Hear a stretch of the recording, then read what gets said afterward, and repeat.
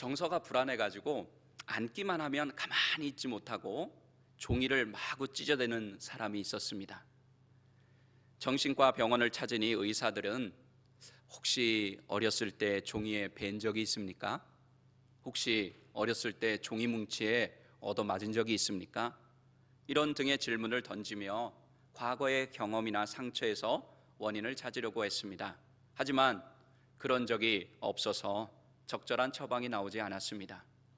마지막으로 한 곳만 더 가보기로 하고 찾아간 병원에서 어떻게 왔느냐고 묻는 의사에게 이 사람은 제가 자리에 앉기만 하면 불안해가지고 가만히 있지 못하고 종이를 찢지 않고는 견딜 수가 없습니다. 제가 어떻게 하면 좋겠습니까, 선생님? 이렇게 호소를 했습니다. 그러자 의사는 이렇게 단호하게 그 사람에게 말했습니다. 이제부터 종이 찢지 마세요. 안 찢으면 될 거 아닙니까? 그랬더니 그 사람이 예 하고 그 다음부터는 종이를 안 찢었다고 합니다. 이 어려운 얘기를 알아들으시는 분들만 지금 눈가에 웃음이 도는 줄로 믿습니다. 어렵게 정신과 상담을 받고 또 과거의 경험을 찾아 해결책을 찾을 것이 아니라 그냥 어떻게 하면 되는 거였어요? 안 찢으면 되는 거였어요. 안 찢으면 되는 거예요. 우리는 우리 자신을 납득시킬 이유를 찾고 또 이해하려고 애쓰기보다 그냥 순종하면 되는데 쉬운 일을 너무 어렵게 생각하고 또 그렇게 해야 되는 것을 알고 있음에도 하지 않을 때가 많습니다. 우리 모두는 하나님을 믿는 하나님의 자녀들이고 하나님의 백성들입니다. 그렇다면 당연히 그 하나님의 말씀도 믿어야 합니다. 여러분들 하나님의 말씀을 몇 퍼센트 믿으십니까? 100% 믿으십니까? 보니까 한 70% 믿는 것 같은데요. 저는 한 50% 믿는 것 같습니다. 아마 이런 분들은 안 계시고 우리 성도님들은 아마 하나님의 말씀을 100% 믿는 분들이실 것입니다. 왜 그렇습니까? 왜 그렇습니까? 말씀은 곧 하나님이시기 때문에. 그러면 누군가가, 우리 사람끼리도 그렇잖아요. 내가 누군가를 믿고 의지하면 그 사람이 하는 말 믿습니까? 안 믿습니까? 믿습니다. 그죠? 우리 여기 교수님 계신데 우리 장로님, 학생들이 장로님이 가르쳐 주시는 그 강의를 장로님을 믿지 못하면 그 강의 내용을 믿겠습니까? 못 믿겠습니까? 못 믿겠죠, 그죠? 다 뻥이라고 그럴 거야. 네, 저 교수님, 죄송합니다, 장로님에게 그러는 거 아니고, 저 교수님은 믿을 수가 없어. 그래서 저 분이 하는 얘기는 다 믿을 수 없어. 이렇게 되는 거예요. 하지만 어떤 대상을 내가 믿고 의지하게 되면 그분이 하는 말을 그냥 철석같이 다 믿어요. 하물며 천지를 지으신 하나님의 말씀인데 우리가 어떻게 안 믿을 수 있겠습니까? 성경은 분명히 우리에게 말합니다. 요한복음 1장 1절 같이 한번 읽어보겠습니다. 태초에 말씀이 계시니라. 이 말씀이 하나님과 함께 계셨으니 이 말씀은 곧 하나님이시니라. 아멘. 우리가 매일 살아가면서 똑같은 실수를 반복하고 또 뭔가 안 풀리는 것은 말씀보다 내가 앞서기 때문입니다. 말씀보다 앞선다는 것은 하나님보다 앞선다는 것입니다. 결국은 내 자아가 앞서고 내 생각이 앞서서 내 상황과 처지, 형편에 따라 말씀을 내 기준과 내 편의대로 쪼개고 늘 변명하고 합리화하며 살아가기 때문입니다. 이제 우리는 좀 거꾸로 한번 생각했으면 좋겠습니다. 거꾸로. 어떻게 해요? 상황 때문에, 형편 때문에 말씀대로 살지 못하는 것을 이제 스탑! 그만두고 또 말씀 때문에 상황과 형편을 이겨낼 수 있다고 말입니다. 이해가 되십니까? 전에는 상황, 내 형편, 처지 때문에 내 마음은 말씀대로 살기를 원했지만 그렇게 못했다고 하면 이제는 거꾸로 바꿔가지고 말씀대로, 말씀 때문에 상황과 형편을 이겨내는 그런 사람들이 되시면 좋겠습니다. 하나님께서 말씀하신 대로 순종하며 그 말씀대로 살면 해결될 것 같지 않았던 그 복잡하게 뒤엉켜 있던 문제들이 풀리게 될 것입니다. 오늘 우리가 함께 읽은 본문은 너무나도 잘 알고 있는 내용이죠. 아람 나라 군대 장관 나아만이 나병이 걸렸는데 이스라엘에서 잡아온 자신의 집에서 종으로 데리고 있는 소녀의 이야기를 듣고 엘리사 선지자를 찾아가 나병을 고침받는 그 이야기입니다. 저는 오늘 본문 말씀에 의지해서 말씀대로 사는 인생이 복된 인생이다라는 제목으로 말씀대로 살아야 함을 알면서도 말씀대로 살지 못하는 우리가 어떻게 하면 하나님의 말씀대로 살 수 있는 복된 인생이 될 수 있는지 우리에게 주시는 두 가지의 은혜를 나누고자 합니다. 첫 번째로, 우리의 자아를 내려놓을 때 말씀대로 사는 복된 인생이 될 수 있습니다. 왕의 신임과 세상의 부귀와 명예를 다 가진 이 아람의 군대 장관 나아만이 나병에 걸린 환자가 되었습니다. 그래서 남들 앞에 나서지도 못합니다. 막 군사들 앞에서 자신들의 부하들 앞에 나가서 명령도 하지 못합니다. 그러다가 이스라엘에 아주 유명한 하나님의 사람이 있다는 이야기를 듣고 먼 길을 찾아옵니다. 물어물어 왕한테도 갔다가 다시 이제 하나님의 사람에게로 왔는데 그가 그저 나오지도 않고 사람을 보내가지고 너는 성경대로 하면 너는 요단강에 가서 몸을 7번 씻으라고 그렇게 말하니까 화가 났어요. 그래서 확 떠나려고 합니다. 자신이 상상하고 생각한 것과는 다른 치료 방법이었기 때문입니다. 오늘 본문 11절 다시 한번 읽어보겠습니다. 나아만이 노하여 물러가며 이르되 내 생각에는 그가 내게로 나와 서서 그의 하나님 여호와의 이름을 부르고 그의 손을 그 부위 위에 흔들어 나병을 고칠까 하였도다. 아멘. 나아만은 하나님의 사람이 자기를 막 환영하며 그래도 한 나라의 2인자가 왔는데 군대 장관이 왔는데 와 어서 오시라고 막 영접하면서 서가지고 나병이 걸리는 환부에다가 막 손을 얹고 막 통성기도를 하고 여호와의 이름을 막 부르면서 하는 그런 요란한 어떤 종교적인 퍼포먼스를 기대했던 것 같습니다. 그런데 자기가 아무리 나병 환자라고 해도 군대 장관인데 선지자가 건방지게 말이야 나와보지도 않고 그냥 집에 앉아가지고 가서 요단강에 가서 몸을 7번 씻으시오 이렇게 하니까 분노한 것입니다. 이 씻는 방법 때문에 치료하는 방법 때문에 화가 났다기보다는 자신을 무시했다고 생각해서 괘씸해서 그런 것입니다. 여러분 세상에서 제일 무서운 죄가 뭔지 아십니까? 네, 괘씸죄래요. 이 괘씸죄에 걸리면 대통령도 소용없고요 목사도 소용없고요 장로님들도 소용없고 아무리 오래 신앙생활해도 다 소용이 없대요. 한번 괘씸죄에 걸리면. 이렇게 된 거예요. 나아만이 괘씸한 거예요. 자기가 이미 다 계획을 짜놓고 그림을 그리고 왔는데 내가 그래도 이렇게 수많은 선물들 이렇게 많은 사람들 데리고 가면 그 한 사람밖에 안 되는 그 선지자라고 하는 사람이 우리말로 표현하면 버선발로 나와가지고 오셨냐고 잘 오셨다고 하면서 막 환영하고 그렇게 했는데 그렇게 안 한 거예요. 자기 생각대로 안 한 겁니다. 그러니까 화가 났어요. 이것은 수천 년 전 옛날 이야기지만 지금 우리가 살고 있는 이 시대의 모습이기도 합니다. 하나님의 말씀을 들었으면 말씀대로 해보면 되는데 항상 자기의 생각과 기준에 가로막힙니다. 시퍼렇게 살아 움직이는 자아가 하나님의 말씀보다 위에 있기 때문에 하나님의 말씀을 듣고 그것과 맞지 않으면 화가 나는 것입니다.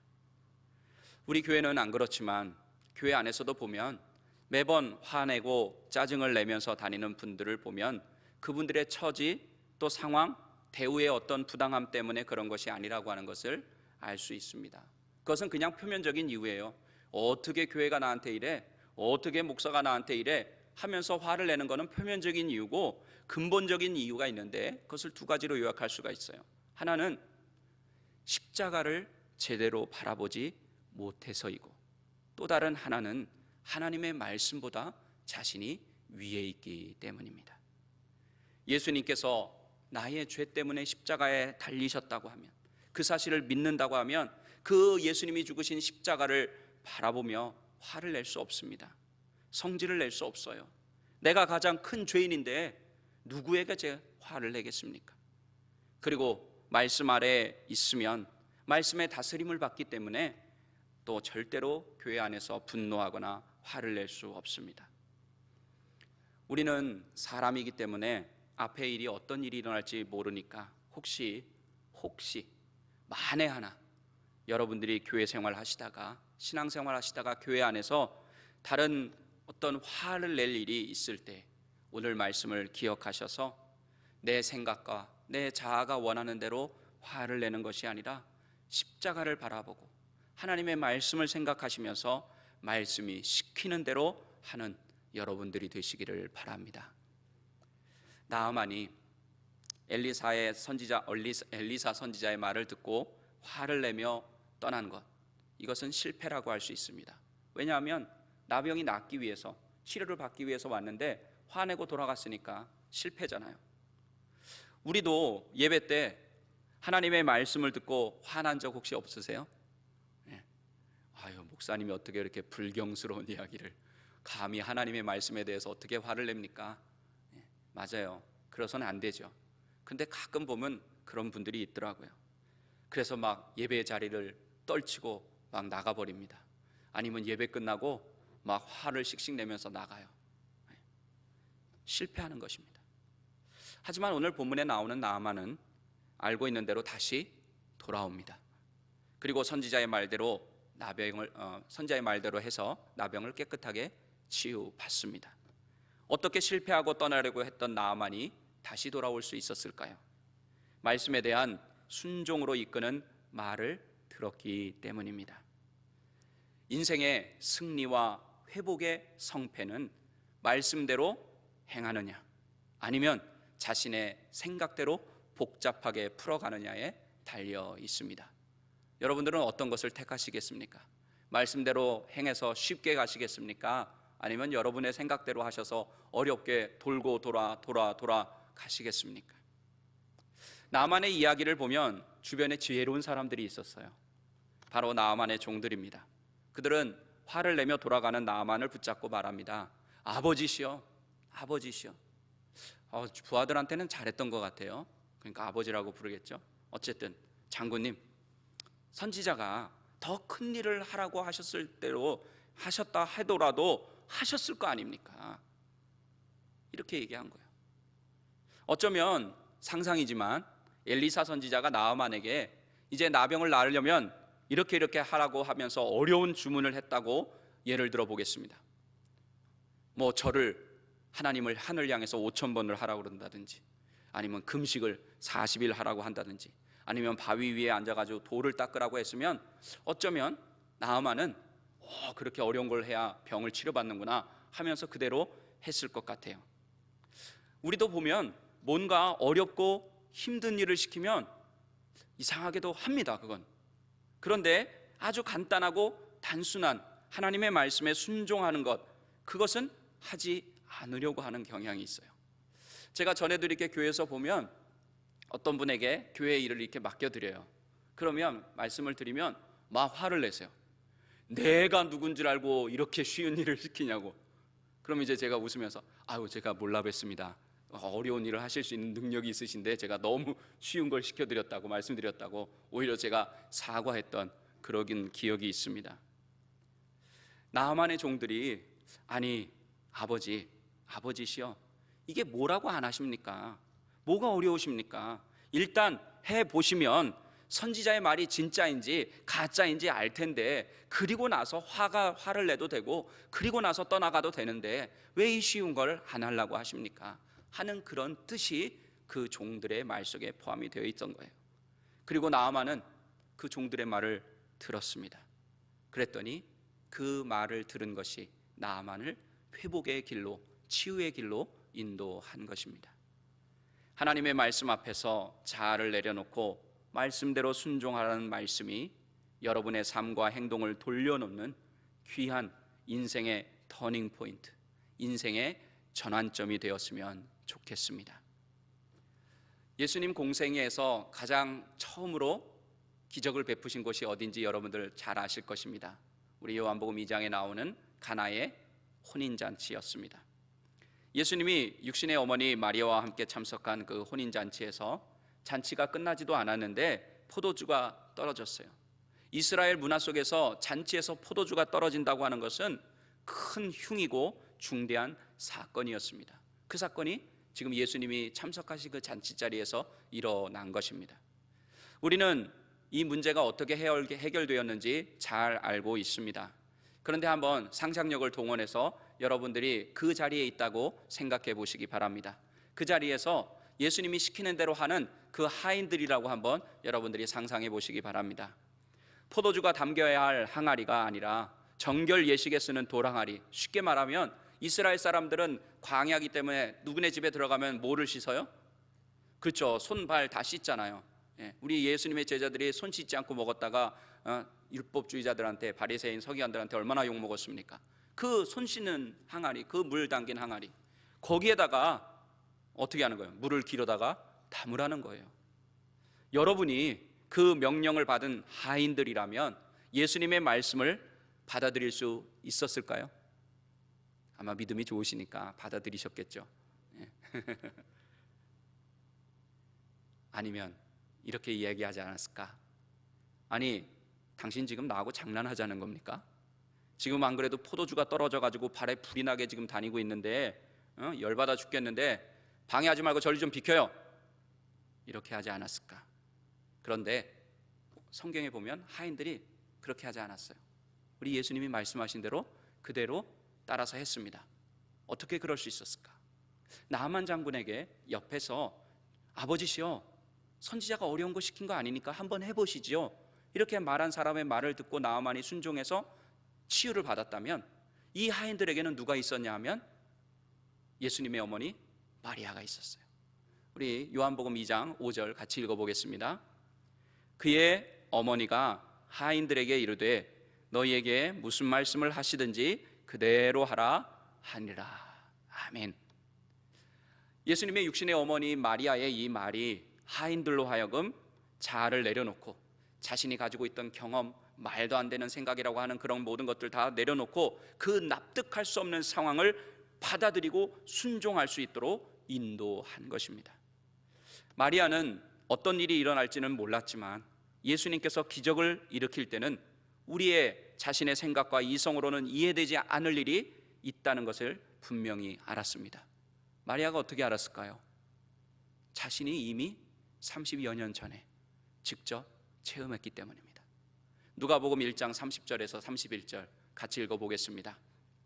천사가 이르되 마리아여 무서워하지 말라, 내가 하나님께 은혜를 입었느니라.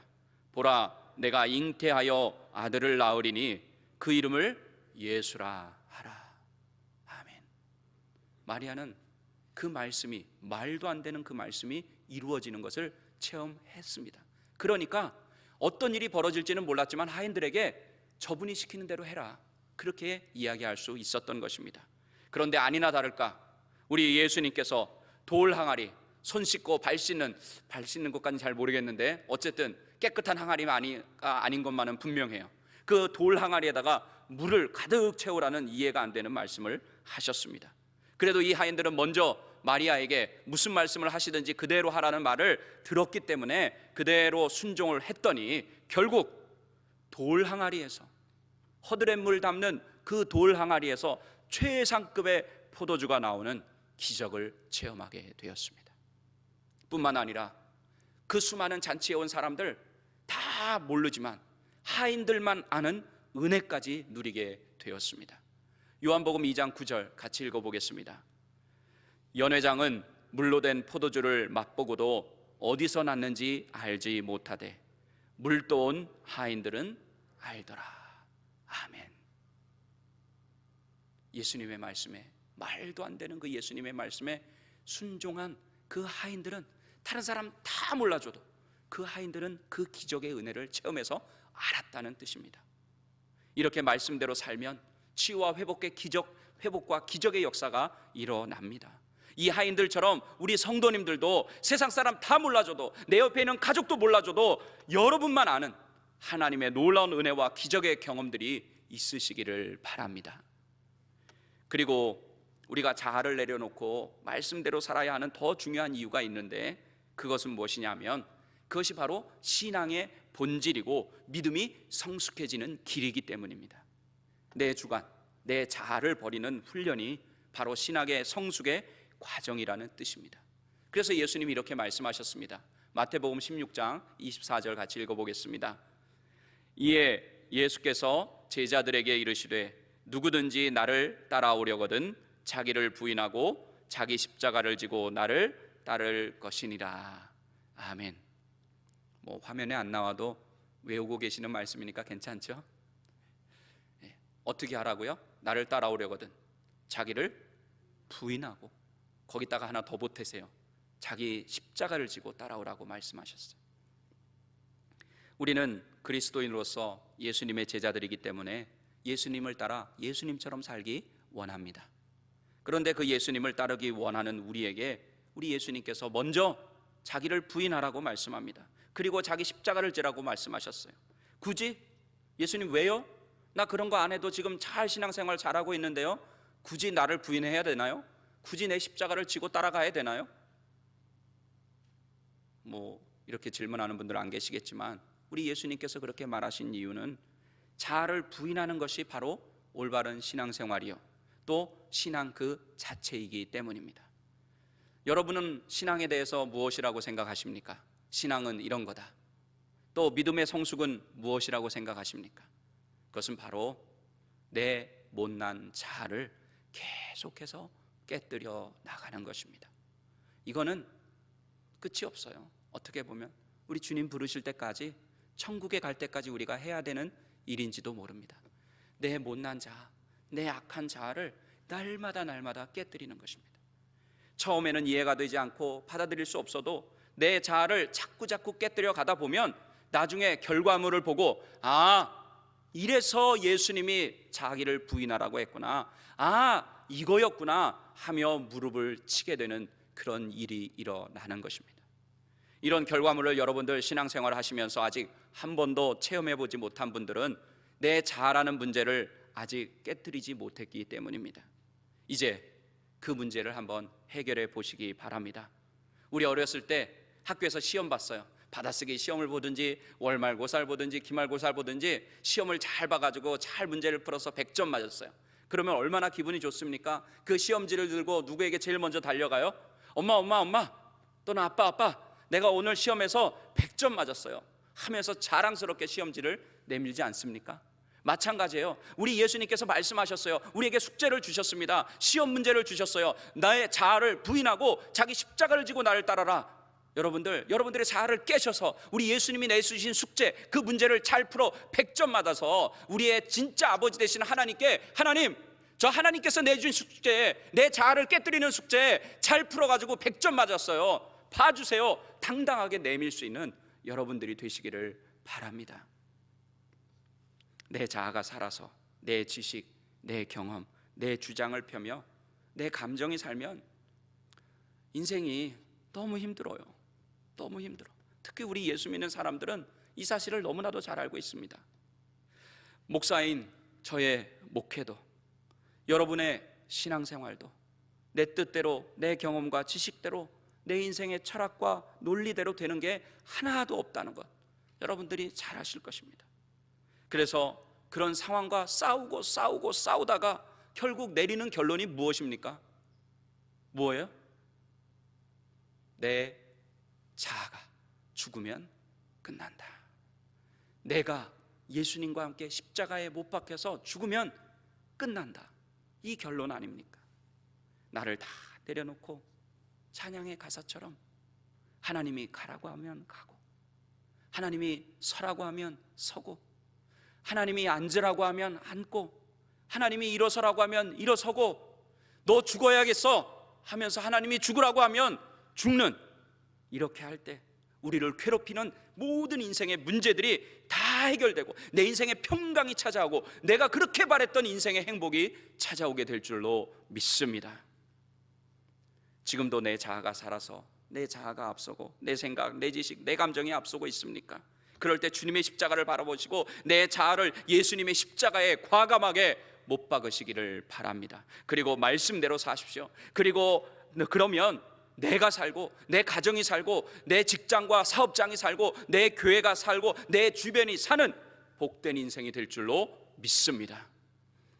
두 번째로, 은혜와 복이 시작될 때 이해가 안 되는 말씀이 먼저 선포된다는 사실을 믿으면 말씀대로 사는 복된 인생이 될 수 있습니다.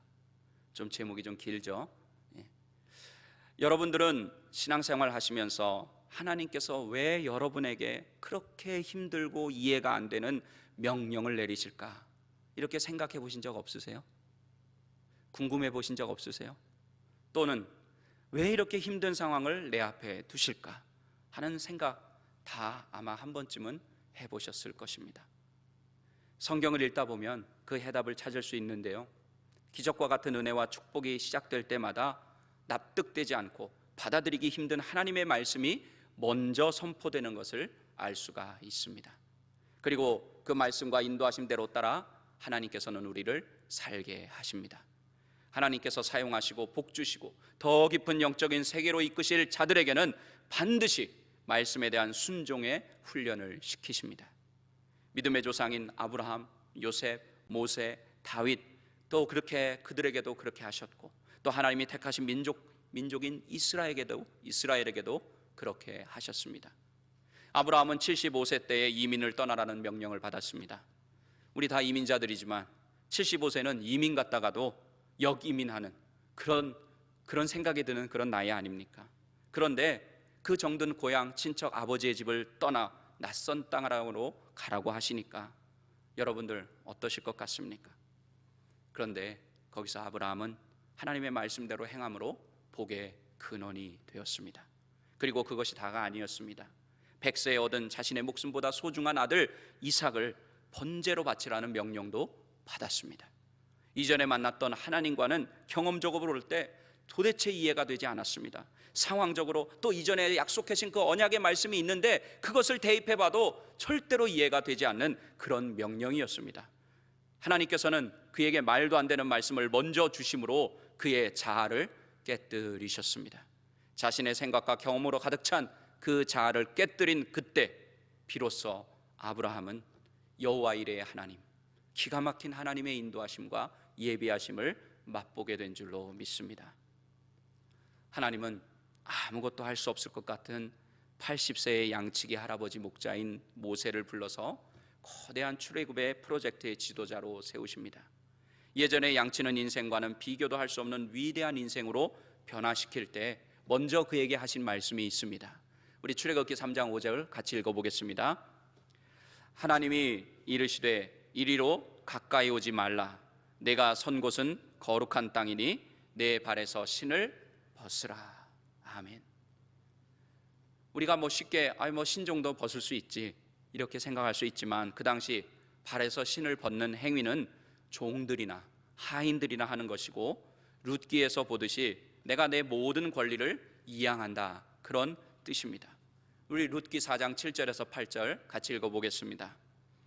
옛적 이스라엘 중에는 모든 것을 무르거나 교환하는 일을 확정하기 위하여 사람이 그의 신을 벗어 그의 이웃에게 주더니 이것이 이스라엘 중에 증명하는 전례가 된지라. 이에 그 기업 물을 자가 보아스에게 이르되 내가 너를 위하여 사라 하고 그의 신을 벗는지라. 아멘. 종들은요, 주인의 말이 자기 인생의 전부입니다. 자기 스스로는 아무것도 할 수 없고 오직 주인의 명령을 따라 사는 존재입니다. 종이 신을 벗듯이 우리도 정말로 하나님 말씀 앞에서 신을 벗어야 합니다. 나는 하나님의 종입니다. 내 모든 권리를 하나님께 다 이양합니다. 이렇게 신을 벗어야 합니다. 내가 지금까지 소중히 여기고 있던 것들, 내 인생의 가치관, 내 지식, 경험, 지혜 등 내 자아와 관계된 모든 것을 벗으라고 먼저 하나님께서 말씀하시기 때문입니다. 이제부터는 스스로 인생을 이끌어가지 마시고 인생의 모든 주권과 권리를 하나님께 드림으로 하나님 뜻대로 살아가시기를 바랍니다. 여러분, 하나님께서 은혜와 복을 주시고 위대한 역사를 여러분을 통해 이루시려고 신을 벗으라고 말씀하시는데, 혹시 아직 신을 벗지 못하고 계신 분들 계시면 오늘 주신 말씀대로 살겠다고 결단하면서 신을 벗으시기 바랍니다. 그래서 인생의 모든 것을 하나님께 맡기시기 바랍니다. 그때부터 하나님의 은혜와 복이 임하는 복된 인생이 될 줄로 믿습니다. 우리는 가끔 이런 생각합니다. 하나님께서 먼저 기적을 한번 보여주시면 내가 그대로 앞으로는 잘 순종할 수 있을 텐데. 출애굽한 이스라엘 백성들에게 하나님께서 미리 홍해를 갈라놓고, 자, 봤지? 내가 왜 이리로 너희들 오라고 했는지 알겠지? 이렇게 하시면 얼마나 좋겠습니까? 그런데 홍해는 막혀 있었습니다. 먼저 막혀 있는 홍해를 만나게 하시고 모세의 지팡이를 들게 하셔서 홍해를 가르셨습니다. 또 요단강은 하나님의 말씀대로 발을 담궈야만 요단강이 갈라지는 역사가 일어나는 것이었습니다. 그전에는 막혀 있었습니다. 또 여리고의 성문, 우리가 쇼핑몰 가면 저절로 열려지는 자동문처럼 여리고 성에 갔을 때 문이 저절로 열려지면 좋겠는데 그 성문은 굳게 닫혀 있었어요. 그런데 말도 안 되는 하나님의 말씀, 열쇠 바퀴를 여리고성을 돌라는 그 하나님의 말씀대로 돌고 나니까 소리를 와 하고 지르니까 여리고성이 무너지게 되는 것입니다.